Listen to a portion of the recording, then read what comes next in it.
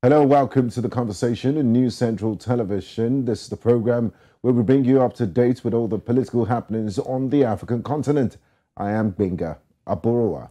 And I am Rita, Omodia. Now, today on the conversation, we will be looking at Kenya, where the cost of living demonstrations, which resumed on Tuesday across Nairobi and other areas of Kenya, turned violent.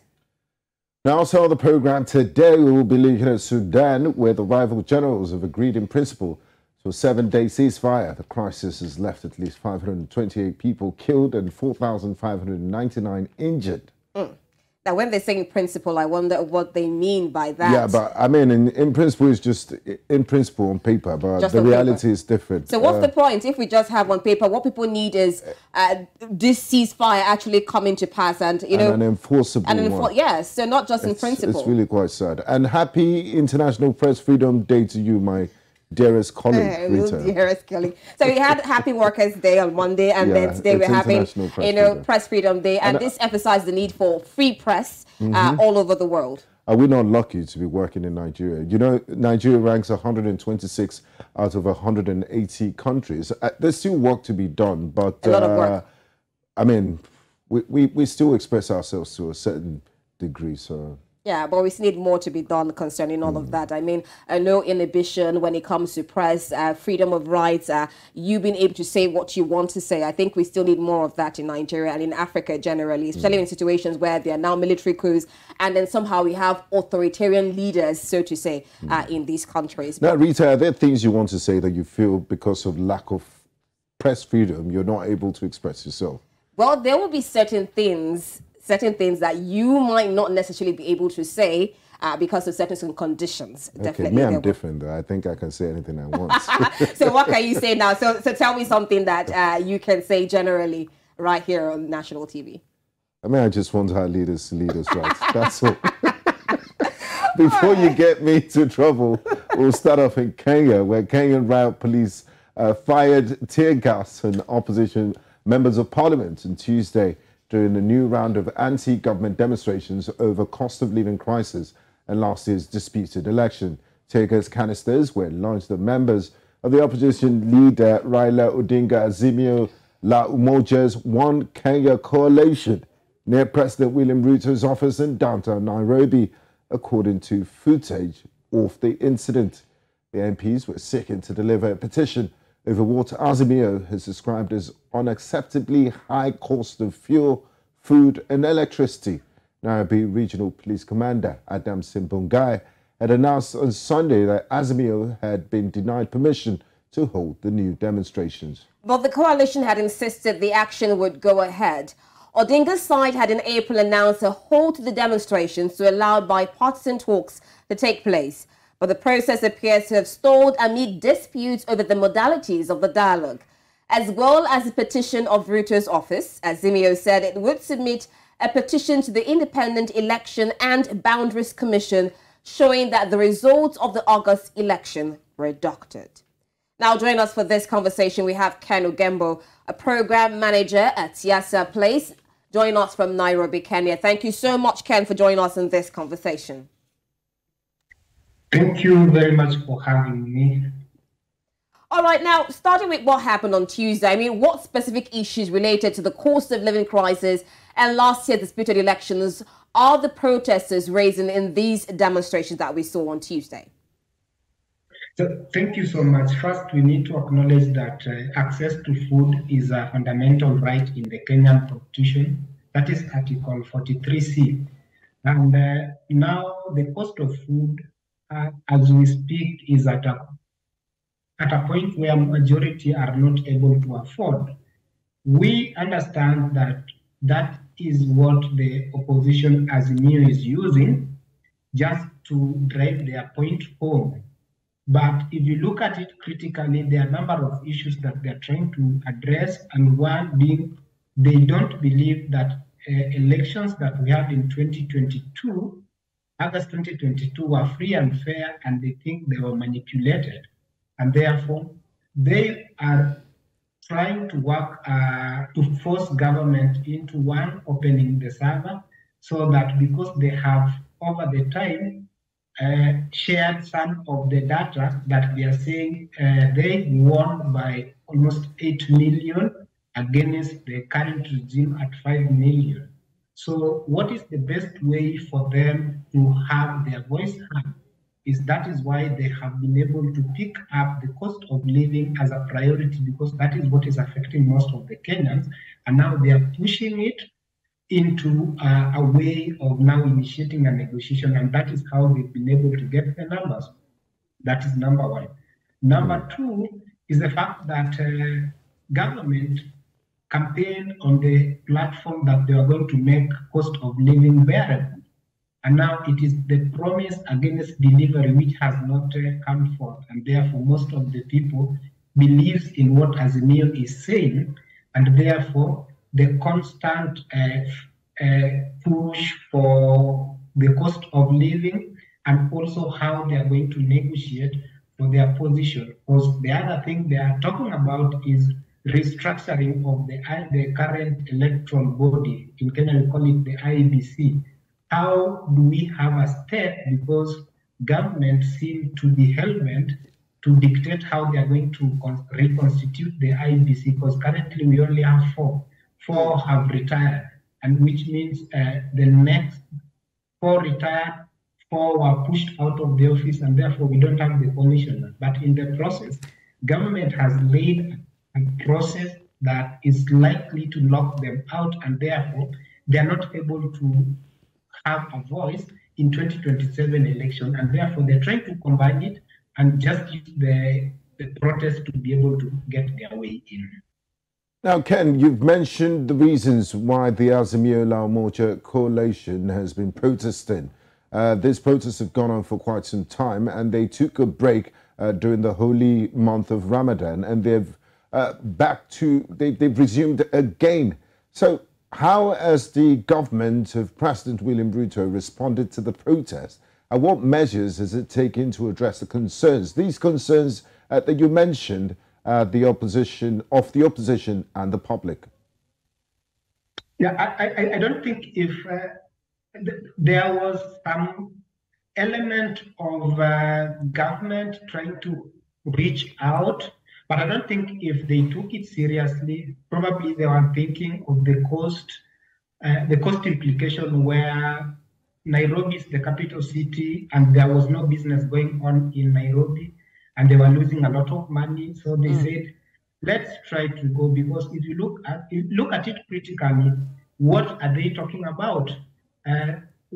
One of the areas that they can't agree is the fact that there are political players who are crisscrossing. One player from the other side has since close to this other side, and the other side has.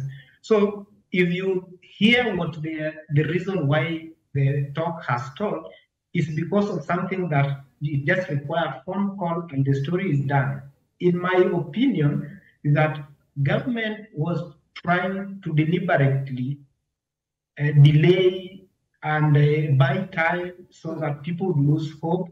And then opposition seems to have realized that and say, now what we are going to do is basically the talks will go on while the protest will go on. So in case or in the event that there is any stalemate, the only urgency that we have is, because of the numbers that we have, that will make things work out. So opposition has promised that they will have the talks going on concurrently with the talks, and that is where we are now. So they've promised every Monday and Thursday, which was the usual plan that they had.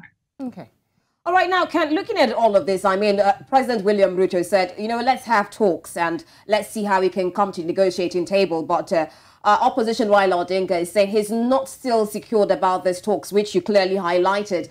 Do you think it's fair enough that despite this negotiations going on, the protests are still going on? And when you look at the protests yesterday, I mean, the vice presidential candidate, Martha Karua, said that goons were employed to disrupt the protest. I mean, how did you see the situation of the whole protest on Tuesday with a lot of cars burned? And, you know, the situation we saw on Tuesday was not really a nice sight. Yeah, I think two things. We need to start from the point that the fact that protest is a constitutional right in Kenya, and the police has the responsibility to protect property and life in that process. So Azimio had done their part in terms of giving the notice that they're going to have it. So on that part, they did their part. On the other part is the fact that when the process has, there's some level of laxity on the part of government, and that is why now we have, because on one side, they had said, yes, we are willing to talk, let's sit down and talk. They came on the table. What did we get? Small issues like one player from this side, one player from the other side. So that shouldn't be the issue. I think the discussion would have been on fundamental things that affect the Kenyan people. If the talks stalled because they could not agree to what extent the cost of living is going to be reduced, that would be a genuine one. If the talk stalled just because they were not agreeing on how to structure the electoral body, that is understandable.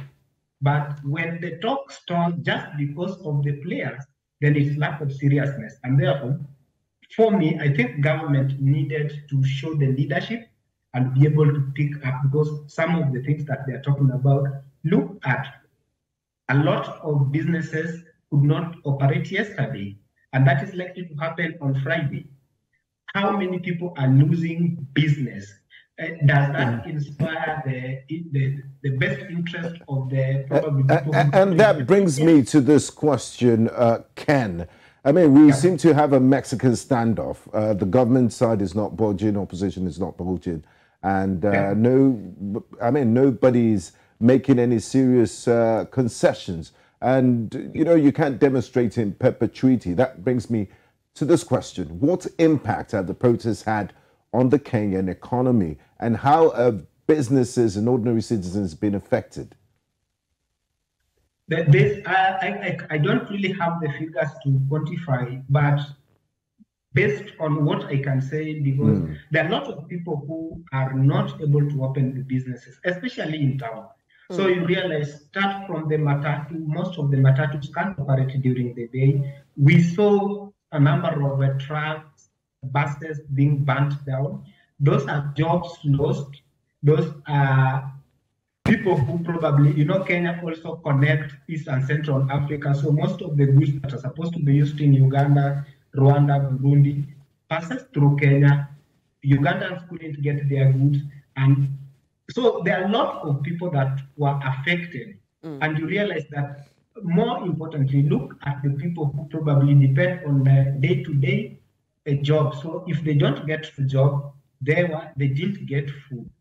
So their families are affected. So this thing is affecting very many people in several ways. Kenya is one of the countries that is a transit. So probably some of the flights would not pass through Kenya. That is loss of revenue. And I think a lot, if you look at it, a lot is lost. The worst thing is there are people who were hurt. So they didn't go to work. That is the first thing. They are hurt. They have to go to the hospital. When they go to the hospital, they have to pay. So it's affecting Kenyans in a big way. And especially the young people who are also the majority who are jobless. Okay. Now, Ken, I still want to get some clarity on this protest, because earlier on we heard that it would only be in Nairobi, which is the capital in Kenya. So first of all, did it spread to other areas? And also, what is the general perception of these protests and the government's response to all of this? And looking also at the broader political context between a possible power sharing arrangement between William Ruto and Raila Odinga, how is it all panning out? So first of all, was it only restricted in Nairobi on Tuesday? And then the second part of the question is, what is the public's perception to all this political conflicts going on in Kenya? So thank you. I think the first thing is, yes, it was announced that it only happens in Nairobi. But remember, Raila Odinga also said, if you can't come to Nairobi, you can do it in your county. And therefore, we had it in Kisumu, it was happening. We had it in Homa Bay, it was happening. We had it mostly in the western region, in the western counties part of Kenya, where Raila commands a lot of following. It was happening.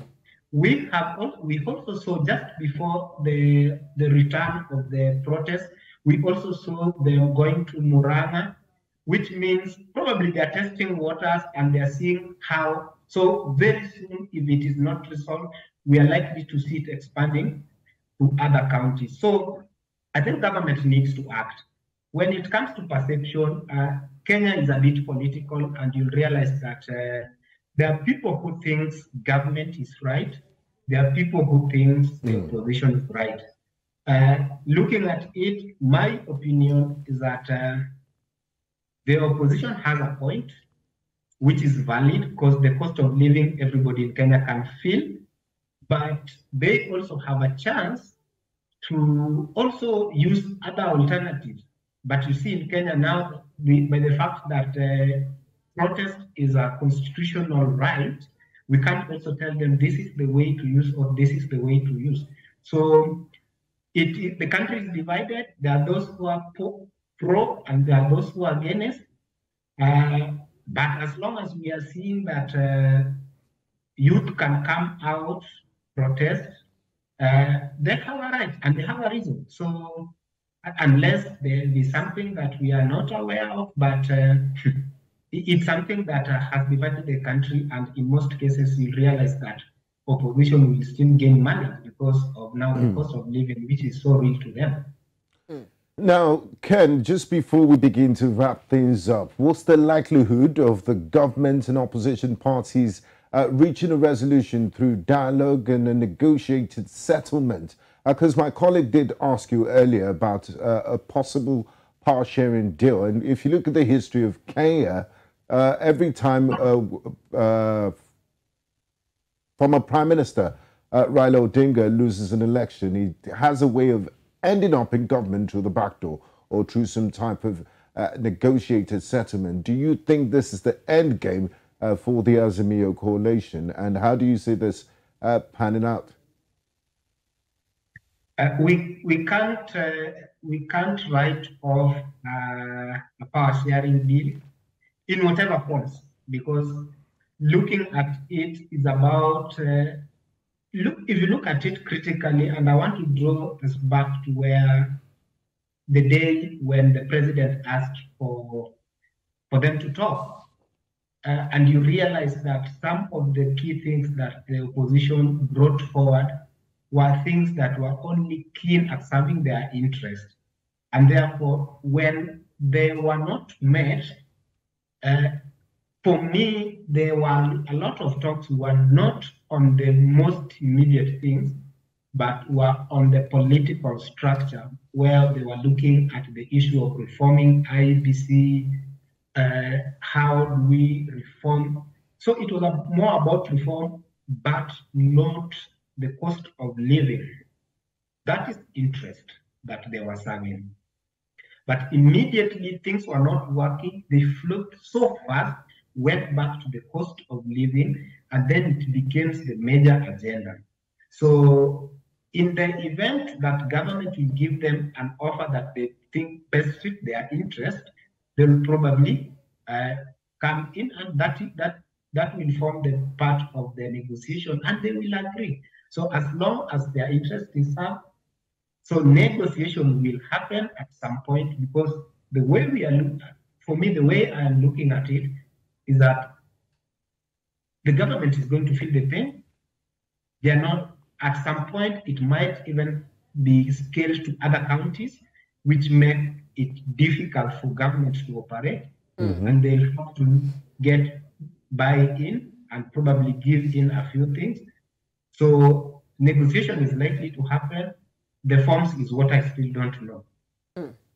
Okay, now, Ken, so on one side, we have issues concerning cost of living. On the other side, we have the reconstitution of the IEBC, which a lot of people are also assenting to. Now, for the cost of living, how would you say, or how would you assess President William Ruto's achievements in all of that? Because when he came in, he talked about being for the hustlers, trying to improve the economy. So far, what exactly has he done to try and improve the living conditions of Kenyans?